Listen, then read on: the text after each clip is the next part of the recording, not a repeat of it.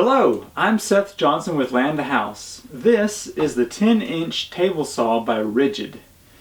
I got this about 6 months ago for my birthday and thought that I would give you my first impressions and a short review. I would be making this video outside, but it's 1 degrees Fahrenheit right now, and I'm not going to do that. So we're in kind of a tight space today. First, I'd like to show you how easy it is to set this thing up. Has large wheels here, so it rolls around, and you can use these handles to push this where you want it. But to set it up, grab the handles, push this little lever, and then just allow the table to roll until it comes down like this, and you hear that snap. Now you can still move it once it has been set up like this by using this other handle over here. Just pick up and roll where you want it. Now for a few features of the table. Let's start off with the top here. You can take this handle, pull it up, and slide so that you have an extended top here. And there is a tape measure that slides with that. You can take this plate out to access your blade inside here. You can adjust your knife there.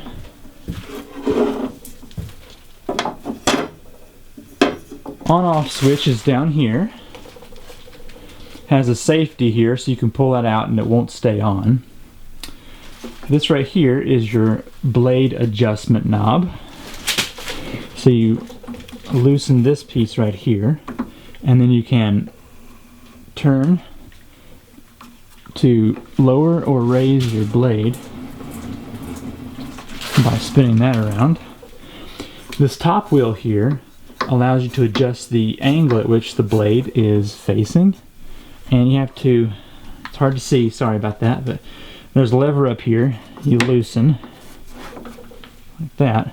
Then you can adjust this for the angle of the blade.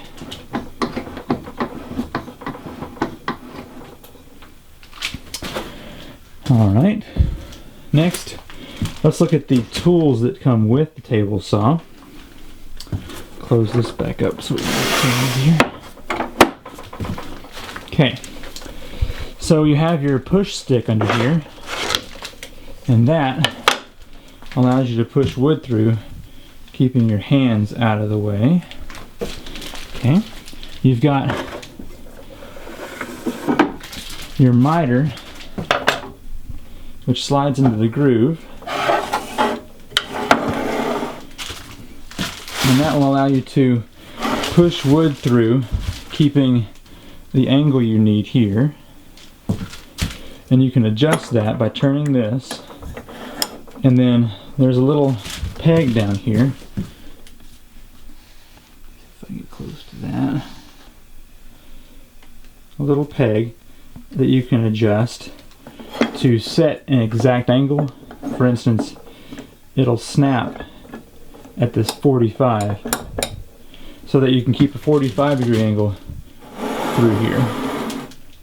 We have the fence down here which slides out of this groove, and that will attach to this. So first, pull this end handle up, come over here and you'll see it will attach to here, and you just snap it down like that. Now there's a small knob over here you can push and turn, and what that will do is it will adjust small increments on your tape measure. Once you find the spot where you would like it, you lock it down. Notice that that's not going anywhere.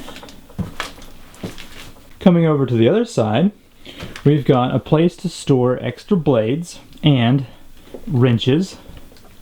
Then there is your safety device, which you can pop a tab here and pull this out of here. Very important piece. This is another safety device that you can use to put here where your knife is. Coming around to the back side, you've got a place for a shop vac to connect, and then there is the power cord. Let's go ahead and attach this safety feature. You'll notice back here there's a little pin, and that's going to go into this riving knife, or reading knife, however you say it. Fits in like that and folds down. Then you just push this lever back and it locks it in. I'm not entirely sure how to use this, but it's been working the way I've got it here. And what it allows is your wood to pass through and keeps your hands out of here, and also prevents the wood from kicking back toward you. Now I've been putting this piece level with the table. If you know how to do this more appropriately, just comment in the section below and let me know. As a disclaimer, I'm not very good with this table. I've just been learning it, so feel free to comment and tell me what I'm doing wrong. To demonstrate this, I'm going to try to make a bookshelf, about a 4 foot tall by 2 foot wide. And I've got some cheap wood from Lowe's here, and let's get started.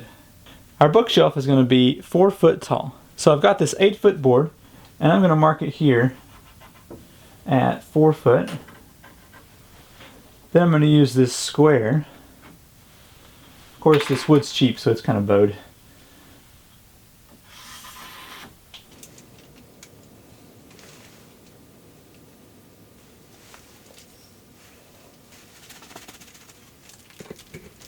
I have the miter set up. Now, I'm going to position the board so that it is going to be cut straight by the blade. The miter is going to rest against that and make sure that the board is going to be pushed through straight.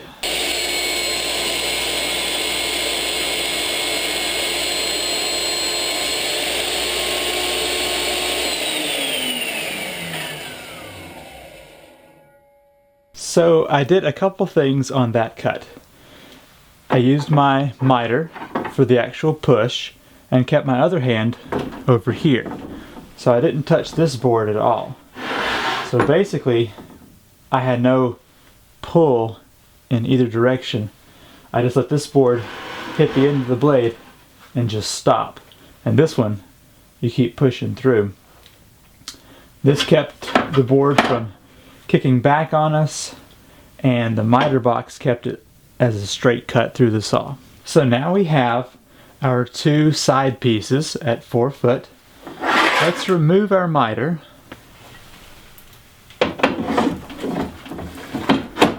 Alright, and now let's add our fence.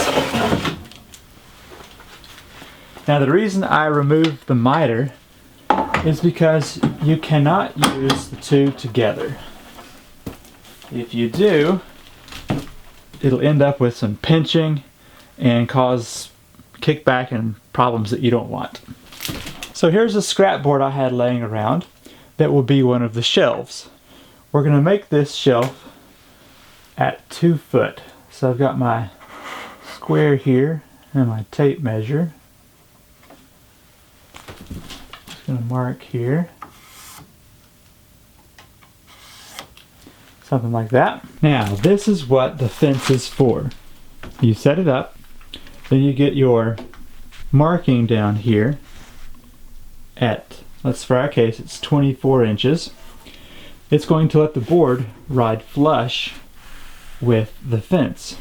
That way, when we make our cut, it'll line up with the blade, and we can just push this here, and it will go through over there.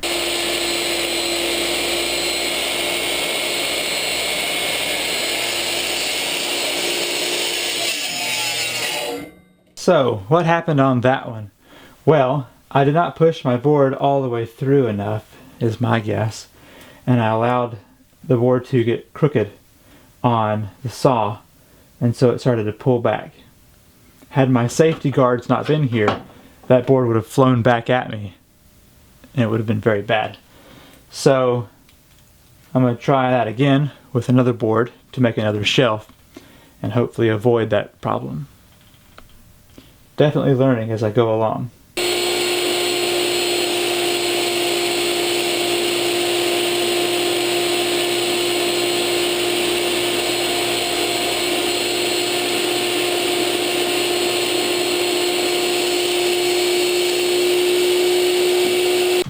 Well, that was a much better cut. Just moved the fence over a little bit and used my push stick to push on the other side. You can see how cold it is in here. So that makes 2 shelves. I'm going to cut more of these and probably 2 more shelves.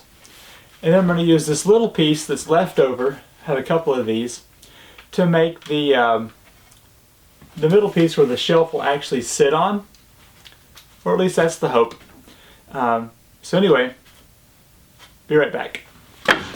Now the goal is to take these little leftover pieces and rip them down here so that I can use this little piece to put on the sideboards and hold this piece up.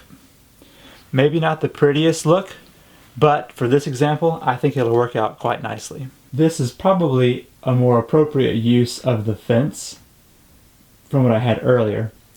But I'm going to cut these into 2-inch sections. I'm going to need 8 of them, so hopefully I'll have enough of these little scrap boards to make those pieces. I'm also going to use the push stick because the blade is so close to each of these sides. I'll be able to use this to stay away from that blade.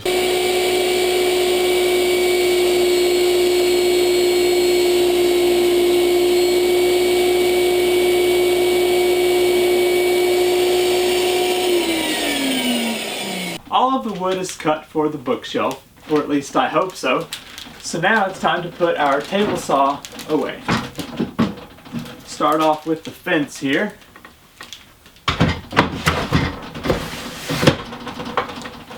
Next we'll close this.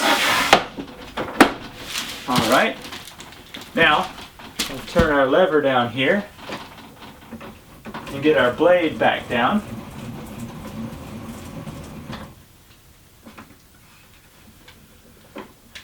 Now I did connect a shop vac hose back here. It keeps the dust from going all over the place. So you can use a shop vac and just turn it on real quick, suck all that dust out of there. Wind our cord back up, which I probably should have unplugged before messing with this stuff. Like that. Alright. Then grab our handles down here. We just pop that same little foot lever.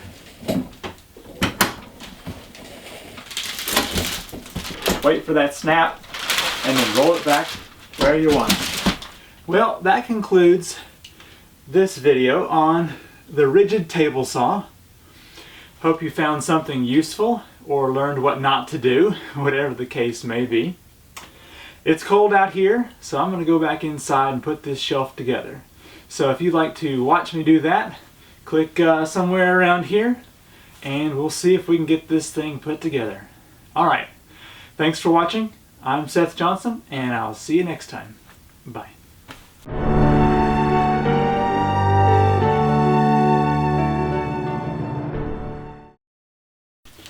The first thing I'd like to point out is how easy it is to set this thing up. To release the wheels, then you just put your foot here, push a little bit. Let's do that over again. Cleanup is actually quite easy. Just get